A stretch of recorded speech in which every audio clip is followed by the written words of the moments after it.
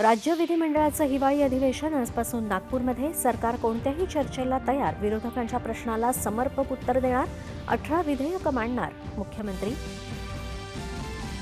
राज्यातला विरोधी पक्ष दिशाहीन असल्याची टीका करत विरोधी पक्षनेता निवडीचा निर्णय अध्यक्ष आणि सभापतींच्या अखत्यारीतला असल्याचं मुख्यमंत्र्यांचं स्पष्टीकरण.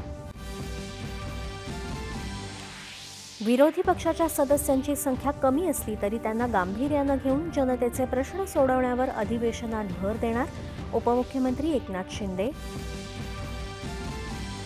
विधिमंडळाच्या दोन्ही सभागृहांच्या विरोधी पक्षनेत्याची निवड जाणून बुजून टाळली जात असल्याचा आरोप करत विरोधी पक्षांचा सरकारच्या चहापानावर बहिष्कार.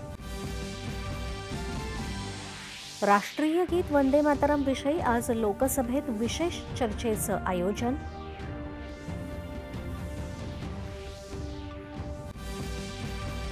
डीजीसीएच्या कारणे दाखवा नोटिशीवर उत्तर देण्यासाठी इंडिगोला आज संध्याकाळी 6 पर्यंत मुदत. सरकारच्या कार्यवाहीनंतर विमान कंपनीच्या परिचालनात सुधारणा सुरू.